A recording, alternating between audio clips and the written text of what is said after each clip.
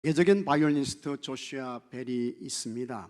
2007년도에 이 사람이 미국 뉴욕의 지하철역에서 바이올린 연주를 했습니다. 먼저 지하철 역장을 찾아갔습니다. 바이올린 연주를 할 수 있도록 허락을 구했습니다. 연주를 해도 좋다는 승낙을 받았어요.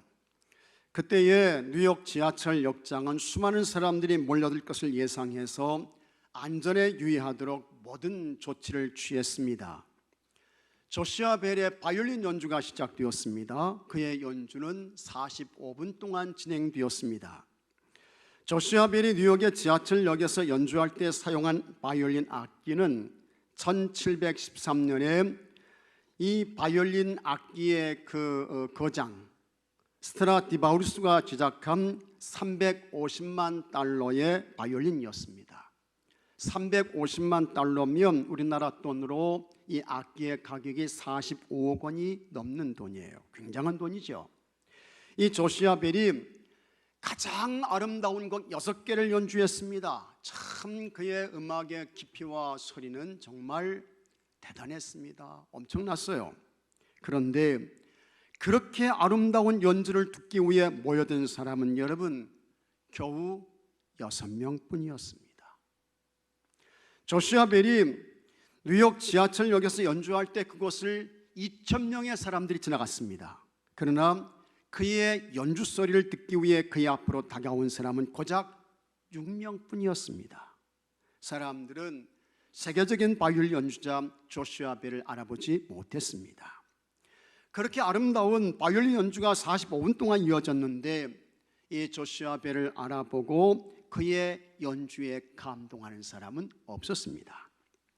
2주 전에 보스턴에서 그의 바이올린 연주회가 있었습니다. 그때에는 그의 바이올린 연주회장에 들어가기 위해서 $100의 표를 구입하고 입장해야 돼요.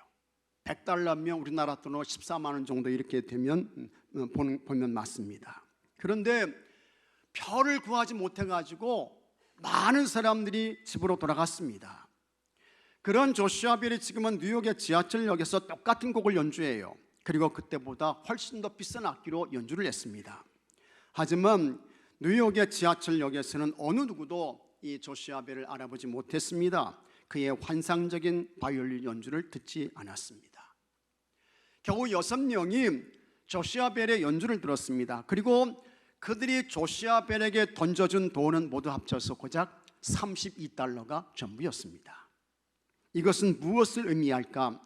사람들은 시간과 장소가 바뀌면 모른다는 것입니다.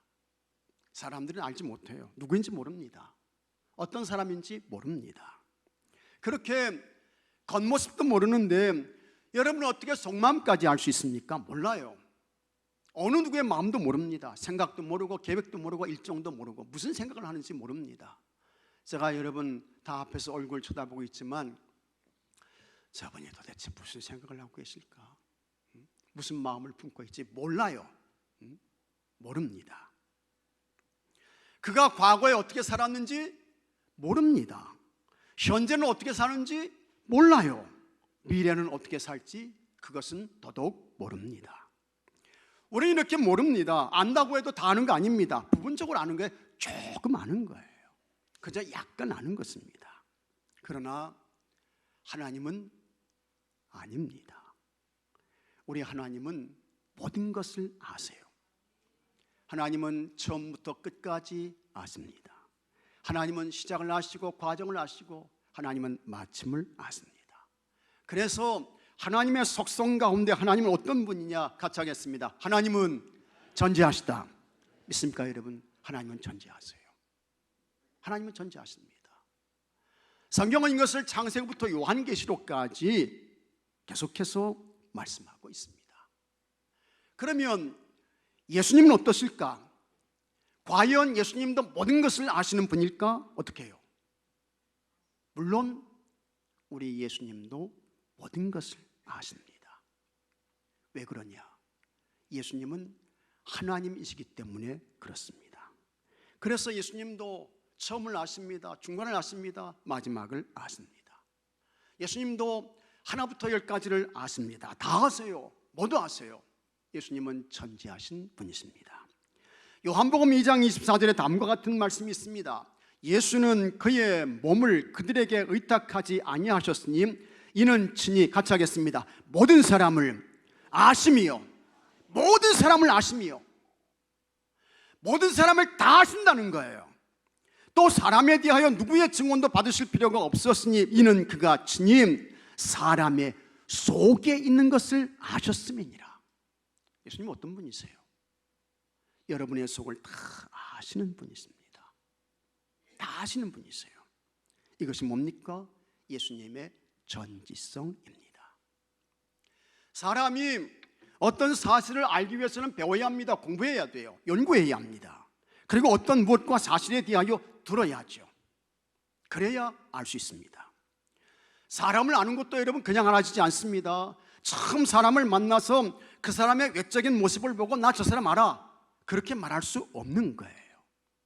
그 사람을 알기 위해서는 진지한 대화도 나눠야 되고 사귐과 교제의 시간도 가져야 되고 삶도 나눠야 되고 생활도 나눠야 되고 그 다음에 옆에서 어떻게 사는지 그걸 잘 지켜보고 관찰하고, 그래서 그 사람을 알기 위해서는 반드시 어떻게 해요? 우리에게는 경험의 과정이 필요합니다.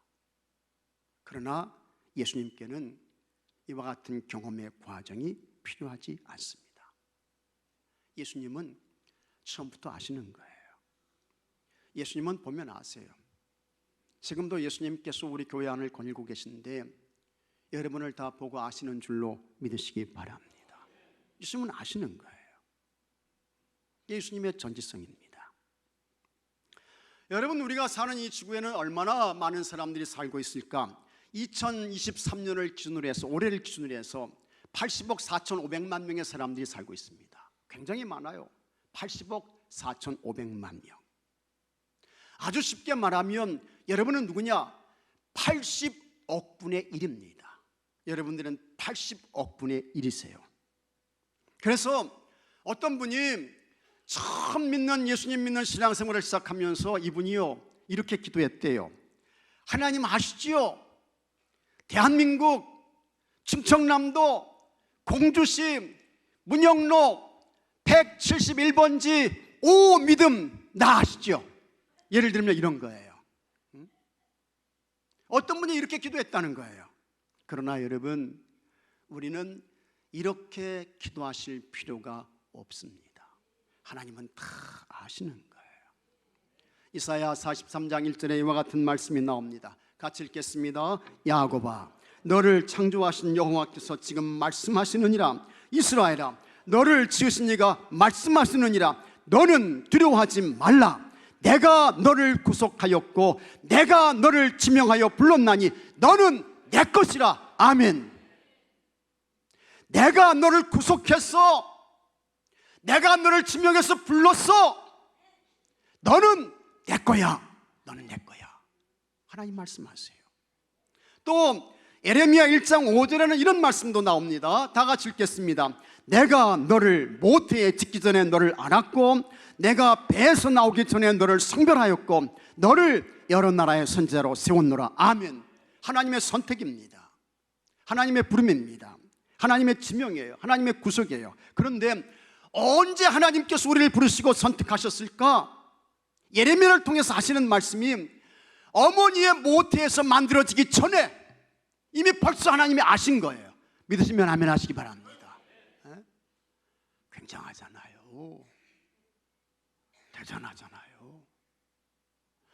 아니, 어머니의 모태에서 만들어지기 전에 이미 벌써 아셨다는 거예요.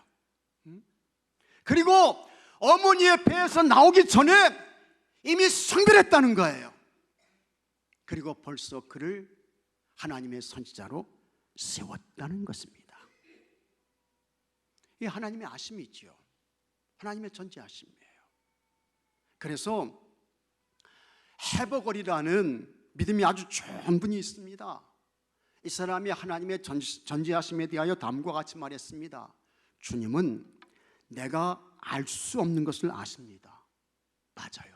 우리는 모르지만 하나님은 아십니다. 작은 자도 면밀히 살핍니다.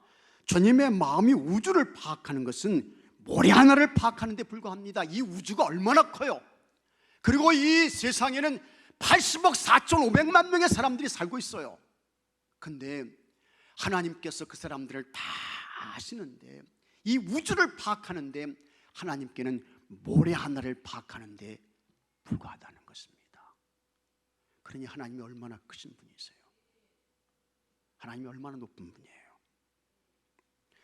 이렇게 하나님은 지극히 작은 자 하나도 아십니다.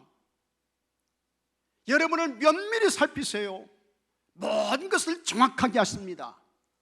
이것을 우리에게 설명해 주는 사건이 나다나엘 이야기인 것입니다.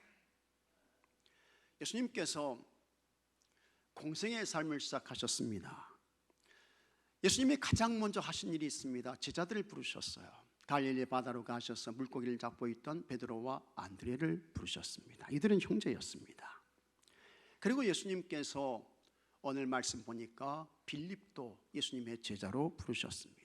이 빌립도 직업이 어부였습니다.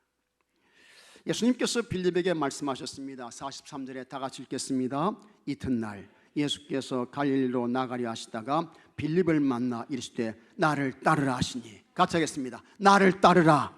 예수님께서 빌립에게 하시는 말씀이 너 나를 따라와라. 예수님께서 말씀하시는 거예요.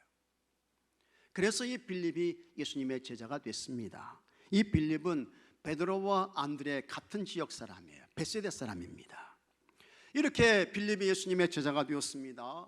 그리고 이 빌립이 예수님의 제자가 된 후에 이 빌립이 누구를 찾아가느냐? 나다나엘에게 가는 거예요. 나다나엘을 찾아가요. 45절 말씀 보게 되면 빌립이 나다나엘을 찾아 이르되 모세가 율법에 기록하였고 여러 선지자가 기록한 그 일을 우리가 만났으니 요셉의 아들 예수니라. 빌립이 나다나엘에게 전도를 해요. 율법과 구약 성경의 선지자들이 기록한 그분을 내가 만났다. 그분이 예수님이다. 전도를 해요. 이 말은 뭐냐? 예수님이 우리가 기다리던 메시아다. 그분이 그리스도야, 구원자야, 구주야. 이걸 빌립이 나다나엘에게 말하는 것입니다. 하지만 이 나다나엘은 빌립의 전도를 믿지 않습니다. 그래서 나다나엘이 하는 이야기가 빌립, 너 그거 무슨 소리 하는 거야? 나사렛에서는 선한 것이 나올 수 없다고 했어. 이렇게 이야기를 해요. 그때에 빌립이 아주 강력하게 말합니다. 46절에 다 같이 읽겠습니다. 나다나엘이 이르되 나사렛에서 무슨 선한 것이 날 수 있느냐? 빌립이 이르되 와서 보라 하니라. 나다나엘은 착한 사람이었습니다. 선한 사람이었어요. 여러분 다 착한 사람 되시기를 주의 이름으로 축복합니다. 나다나엘이 착한 사람이었습니다. 그래서 빌립이 와서 보라고 하니까 처음에 이 나다나엘은 나사렛에는 선한 것이 날 수 없는데 하면서, 그러나 어쨌든 이 빌립의 말을 듣고 이 나다나엘이 예수님을 만나기 위해서 옵니다. 저쪽에서부터 나다나엘이 예수님께로 와요.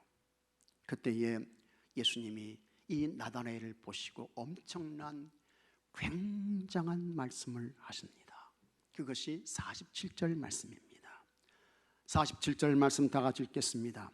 예수께서 나다나엘이 자기에게 오는 것을 보시고 그를 가리켜 이르시되 보라, 이는 참으로 이스라엘 사람이라 그 속에 간사한 것이 없도다. 아멘.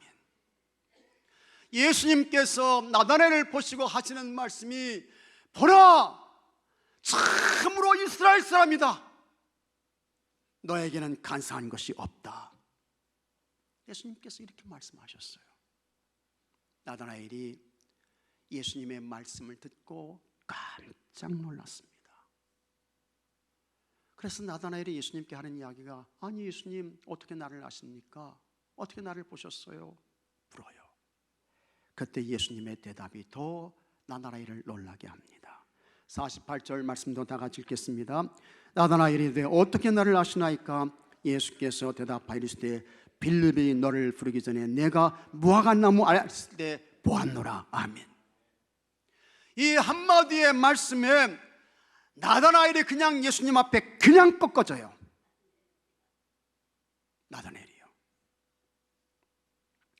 나다나엘이 빌립의 말을 듣고 예수님을 찾아올 때에는 이 나다나엘이 예수님을 대수롭지 않게 생각했습니다.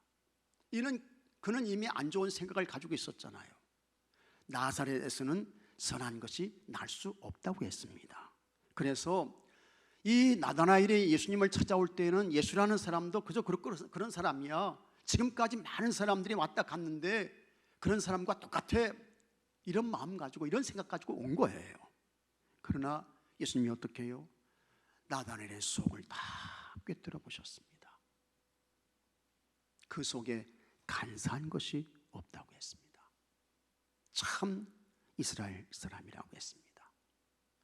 나다나엘은 예수님을 만난 적이 없습니다. 예수님을 본 적이 없어요.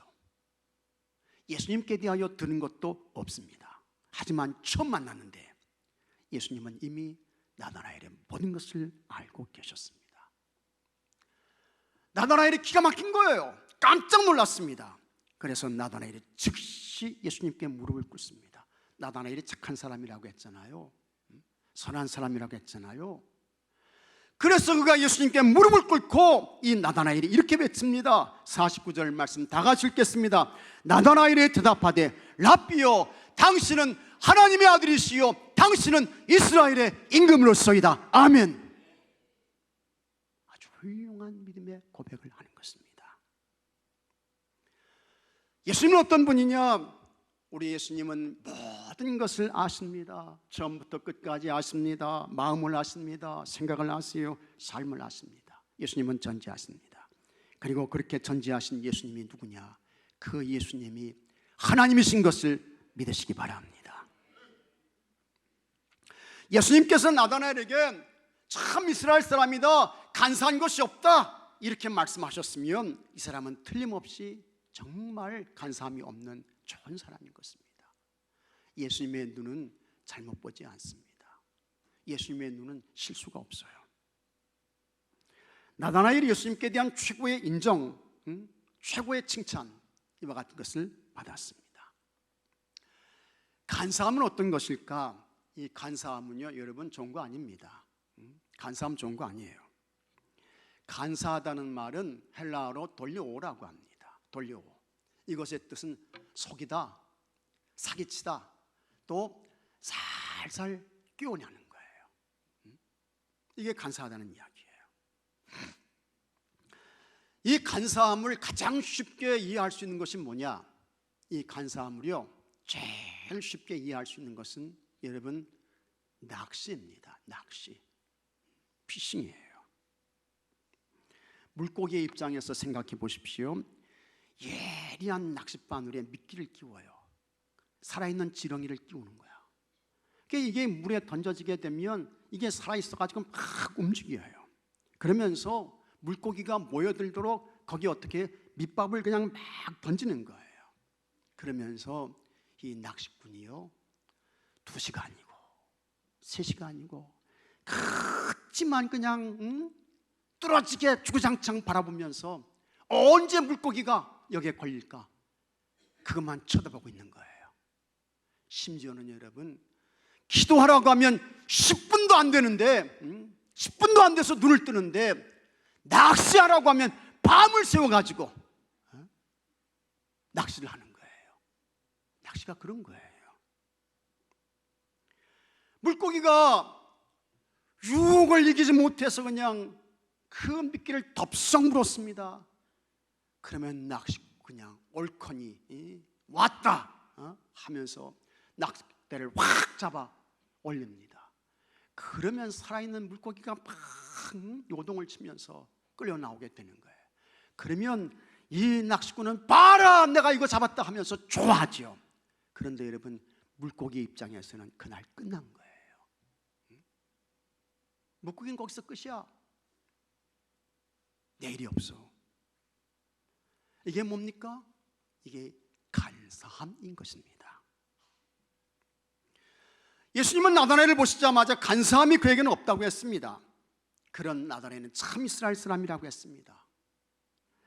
예수님께서 간사하다는 말과 참 이스라엘 사람, 이것을 대조시켜서 말씀하고 있는 거예요. 이스라엘은 뭐냐? 이스라엘이 뭡니까? 야곱의 이름이지요. 야곱이 야복 나룻불에서 하나님과 밤이 새도록 씨름했습니다. 그리고 하나님께서 저 야곱을 내가 이길 수 없구나 해가지고 하나님께서 이 야곱에게 져주십니다. 그러면서 그때 넌 지금부터 야곱 아니다. 지금부터 내 이름은 같이 하겠습니다. 이스라엘이다.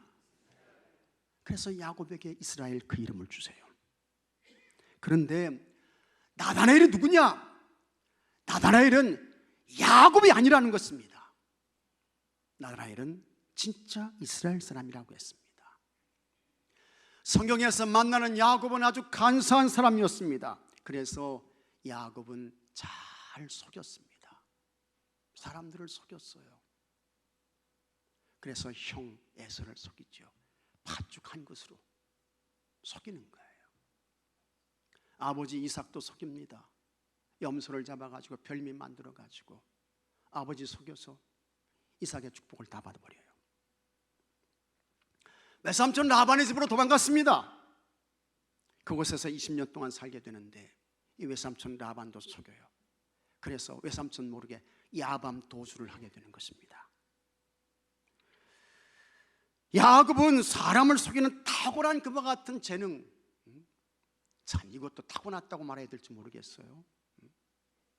그런 재능을 가지고 있었던 사람입니다. 그래서 야곱 만난 사람은요 다 속았습니다. 다 속았어요. 그런데 그렇게 사람들을 잘 속였던 야곱은 결국 자기도 속게 됩니다. 그의 장인 라반이 삭슬 10번을 변경해. 그리고 아침에 자고 일어나 보니까 라헬이 있어야 되는데 눈 뜨고 보니까 누굽니까? 레아야. 눈 뜨고 보니까 레아인 것입니다. 그리고 나중에는 그의 아들들에게도 속잖아요. 요셉을 악한 짐승들이 와가지고 해치웠습니다. 먹어버렸습니다. 근데 그 아들들이 이 요셉을 애굽에 팔아버렸잖아요. 야곱은 간사한 사람의 대명사입니다. 그러나 그런 야곱이 하나님을 만났습니다. 하나님께서 그의 이름을 이스라엘로 바꿔주셨습니다. 간사한 사람이 정직한 사람이 됐습니다. 간사한 사람이 진실한 사람이 됐습니다. 간사한 사람이 순전한 사람이 됐습니다. 그런데 예수님께서 나다나엘을 보시고 그에게 간사함이 없다고 했습니다. 너는 참 이스라엘 사람이라고 했습니다. 이미 벌써 하신 것입니다. 속을 다 꿰뚫어 보신 거예요. 그렇게 나다나엘을 보시고 간사한 것이 없다고 하신 예수님께서 여러분도 아십니다. 모든 걸 아세요. 정확하게 아십니다. 하나도 틀리지 않고 확실하게 아십니다. 예수님은 우리를 경험적으로 아시지 않습니다. 이미 벌써 아시는 거예요. 선언적으로 아시는 거예요. 우리 마음속에 숨겨놓은 비밀까지 예수님은 다 아십니다. 우리와 이와 같은 예수님의 전지하심을 믿고 인식하게 되면 우리에게 두 가지 영적 유익함이 있습니다. 첫째로 거룩한 두려움을 갖게 됩니다. 요한계시록 2장 18절에 이와 같은 말씀이 있습니다. 한번 같이 읽어보겠습니다. 두아드라 교회 사자에게 편지하라. 그 눈이 불꽃 같고 그 발이 빛난 주석과 같은 하나님의 아들이 이르시되. 두아드라 교회 사자에게 말씀하시는 분이 누굽니까? 그분이 예수님이시죠. 예수님이세요. 그런데 여러분, 그 예수님의 눈이 어떻게 해요? 불꽃 같다고 했습니다. 예수님의 눈이 그냥 우리 보통 사람의 눈 아니에요. 예수님의 눈은 어떤 눈이냐? 불꽃 같은 눈이야. 예수님의 눈에서 불이 막 나와요. 불이 막 튀는 거예요. 이거 뭘 말씀합니까? 예수님은 우리를 다 보신다. 예수님은 우리를 다 아신다. 그런 말씀인 것입니다. 불꽃 같은 눈으로 우리의 마음을 아시고, 불꽃 같은 눈으로 우리의 감정과 생각을 아시고, 불꽃 같은 눈으로 우리 무의식 속에 있는 잠재의식까지도 예수님은 다 아시는 거예요. 그러니 이와 같은 불꽃 같은 눈을 가지신 그 예수님께 대한 경외심, 우리가 갖지 않을 수 없습니다. 그 불꽃 같은 눈을 가지신 그 예수님 앞에 거룩한 두려움을 갖지 않을 수 없는 것입니다. 현대인들의 특징 중에 하나가 뭡니까? 하나님께 대한 거룩한 두려움이 없어요. 예수님께 대한 거룩한 두려움이 없는 거예요. 그래서 주님 앞에 있는 자기 자신을 알지 못하고 함부로 원망과 불평의 말을 막 쏟아내고, 교회를 비난하고 사람들을 욕하고, 이와 같은 말들을 함부로 막 하는 것입니다. 아무 생각 없이 마음대로 짓거려요. 여러분, 사도 바울은 그와 같은 사람에 대하여 다음과 같이 말했습니다. 빌립보서 3장 2절에 같이 한번 읽어보겠습니다. 개들을 삼가고 행악하는 자들을 삼가고 몸을 상해하는 일을 삼가라. 이게 사도 바울의 말씀이에요. 두려움 없이 그냥 아무 생각 없이 짓거리는 사람들, 이런 얘기 저런 얘기 하는 사람들, 사도 바울은 그들이 미안하지만 개다, 그렇게 말씀하고 있는 거예요. 그들이 개라는 거예요, 여러분. 그래서 개들을 삼가고 행악하는 자들을 삼가고 몸을 상해하는 그와 같은 일들을 삼가라 말씀하고 있는 것입니다. 그들을 물리쳐, 그들을 물리쳐 말씀하고 있는 것입니다. 예수님은 여러분 우리의 생각뿐만 아니라 모든 무의식까지도 다 아십니다. 살피시고 통찰하시고 불꽃같은 눈을 가지고 계신 분이세요. 그와 같은 예수님 앞에서 우리가 어떻게 살아야 할까? 거룩한 두려움으로 살아야 합니다. 거룩한 두려움의 사람이 되면 거짓을 말하려고 하다가도 내가 모든 것을 아시는 불꽃 같은 눈을 가지고 계신 예수님 앞에 내가 거짓을 말하면 안 되지 하면서 거짓을 내려놓게 되는 것입니다. 야곱에 대해서 다른 사람을 속이려 하다가도 나를 보시고 아시는 예수님 앞에 내가 다른 사람을 속이고 사기치면 안 되지 하면서 떠나게 되는 거예요. 악한 생각에 끌려가다가 바른 길로 돌아서게 되고, 부정과 불법의 길로 가다가 나를 아시고 나를 보시는 전지하신 예수님 앞에서 자기를 쳐서 바른 길, 옳은 길로 가게 되는 것입니다. 나다나엘 속에 간사함이 없음을 아셨던 예수님 앞에 여러분들이 있습니다. 여러분들이 있어요. 그 예수님 앞에 우리가 서 있습니다. 그 예수님 앞에서 우리가 어떻게 살아야 할까? 여러분, 거룩한 두려움으로 살아가시기를 바랍니다. 거짓으로 가면 안 됩니다. 부정과 불의와 불법으로 가면 안 되는 거예요. 속이는 길로 가면 안 되는 것입니다. 나다나엘처럼 간사함이 없는 참된 영적 이스라엘 사람, 그 영적인 이 시대에 나다나엘로 살아가는 여러분 모두가 되시기를 바랍니다. 둘째로 위로와 용기를 갖게 됩니다. 예수님께서 나다나엘을 처음 만났을 때 나다나엘에게 간사한 것이 없다고 했습니다. 이 예수님의 말씀을 듣고 나다나엘이 얼마나 기뻤을까? 큰 위로가 되었습니다. 예수님이 정말 나를 아시는구나, 예수님이 나를 아시네, 위로가 되는 거예요. 그리고 정말 간사한 사람이 아닌 참 이스라엘 사람으로 살아야지 용기를 갖게 되는 것입니다. 현재의 세상을 사는 사람들이 공통적으로 갖는 생각과 사상이 있습니다. 험한 세상에서 정직하게 살면 손해본다. 진실하게 사는 사람은 성공하지 못한다. 대부분의 사람들이 그렇잖아요. 이스라엘로 살면 성공하지 못해. 야곱으로 살아야지. 아마 이 교회 안에 있는 여러분들 가운데에도 이런 생각을 가지고 계신 분이 있는지 모르겠어요. 잘못된 거예요. 틀렸습니다. 우리 예수님은 야곱으로 살면 안 된다는 것입니다. 이스라엘로 살아야지. 간사한 사람 되지 말고 순전한 사람 되라는 것입니다.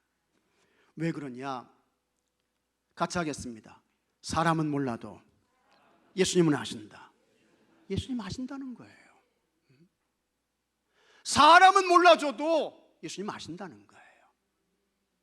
사람은 못 봐도 예수님은 보신다는 거예요.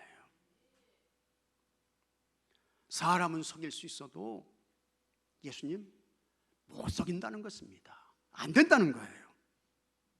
그래서 간삼이 없는 참 이스라엘 사람으로 살라는 것이고, 참 이스라엘 사람으로 살다가 손해본 거, 미친 거, 그거 다 예수님이 아시고 여러분 우리 예수님께서 갚아주십니다.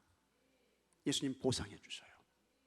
좋은 것으로, 더 좋은 것으로 갚아주십니다. 보상해 주십니다. 미국의 제16대 대통령 아브라함 링컨, 전 세계 모든 사람들이 다 알고 있습니다. 참 훌륭한 사람이에요. 이 링컨이 대통령에 대해서 근무했던 백악관, 하나님이 나라를 맡기셨는데 이 나라를 어떻게 이제 이끌어 가야 될까요? 기도했어요. 그래서 백악관이 여러분 기도실이었습니다. 그가 대통령에 당선되기 전에 이 사람 변호사였습니다. 변호사였는데 링컨은 어려서부터 어머니에게 훌륭한 신앙교육을 받았습니다. 그래서 하나님 경외를 배웠고 성경 말씀에 순종할 것을 배웠고 기도를 배웠고 정직을 배웠고, 이 링컨은 예수님 믿는 것 때문에 손해보는 것도 감수했던 그런 사람입니다. 어느 날 어떤 사람이 링컨을 찾아왔습니다. 변호를 부탁했어요. 링컨이 사건의 전모를 들었습니다. 다 들어보니까 이제 링컨의 판단이 서요. 그래서 링컨이 변호를 부탁하러 온 사람에게 말했습니다. 내가 처음부터 끝까지 들어보니 잘못한 사람은 당신입니다. 당신이 잘못했습니다. 난 당신의 변호를 맡을 수 없습니다. 잘못한 사람을 내가 어떻게 변호합니까? 그랬더니 이 변호를 청탁하러 온 사람이 소리를 지며 화를 냅니다. 아니, 변호사가 변호만 해주면 될 것 아니요, 내가 당신에게 평생 먹고 살 만큼의 두둑한 돈을 줄 수 있는데 왜 변호를 거절합니까? 막 따지고 덤벼요. 그때 링컨이 대답합니다. 저는 그래도 거절합니다. 내가 평생 먹을 것은 나의 하나님 아버지가 다 공급해 주시니 걱정할 바 아니고 내가 믿는 하나님이 싫어하는 불의를 위해 변호할 수 없습니다. 그러니 더 이상 요청하지 마십시오. 링컨 진짜 하나님의 사람이었습니다. 이 사람 하나님 앞에서 산 사람이에요. 너무너무 훌륭한 사람이에요. 자기 변호를 맡아주면 평생 먹고 살 수 있는 돈 주겠다는 거예요. 쉽게 말하면, 세상적으로 말하면 당신 팔자 고쳐, 그 얘기야. 근데 링컨은 아닙니다. 하나님이 싫어하는 불의를 위해서 나 변호할 수 없습니다. 거절해요. 그때 링컨이 남긴 유명한 말이 있습니다. 모든 사람을 얼마 동안은 속일 수가 있다. 또 몇 사람을 속일 수도 있다. 그러나 모든 사람을 항상 속일 수는 없다. 하물며 모든 것을 아시는 불꽃 같은 눈을 가지고 계신 하나님, 이 예수님을 어떻게 우리가 속일 수 있겠습니까? 우리가 사는 험한 세상에서 내 힘과 능력으로 간사함이 없는 삶을 살 수 없습니다. 그래서 하나님께서 우리에게 보내주신 분이 있습니다. 그분이 성령님이세요.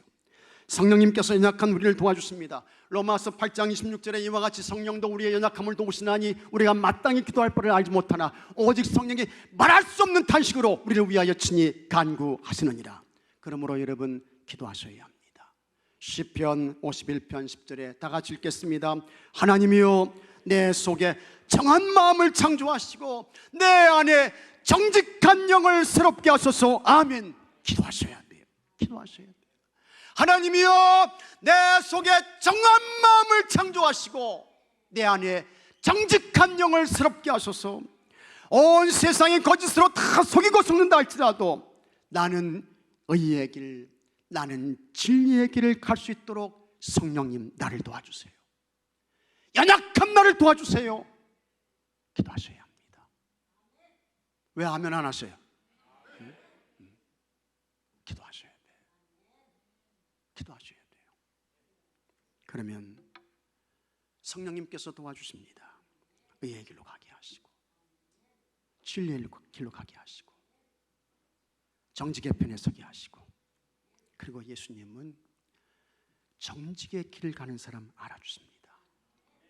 예수님은 진실의 편에 선 사람 도와주세요. 그것이 우리에게 뭡니까? 위로가 되는 거예요. 그것이 우리에게 세상을 살 용기의 사람이 되게 하는 것입니다. 보라, 이는 참으로 이스라엘 사람이라.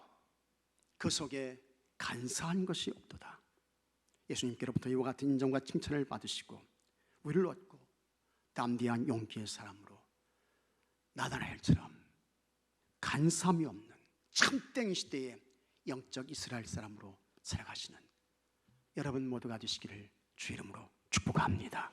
다 같이 기도합시다. 예수님은 우리의 모든 것을 아십니다. 생각을 아시고 계획도 아시고 잠재의식도 아십니다.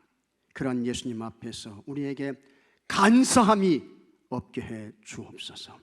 항상 정직하게 하시고 언제나 진실하게 하시고 모든 것에 참되게 해주셔서 아버지, 이 시대의 참된 이스라엘, 영적인 이 시대의 나다나엘로 살아가는 우리 교회 모든 성도들 되게 해 주시옵소서. 우리 주 예수 그리스도 이름으로 기도하옵나이다. 아멘.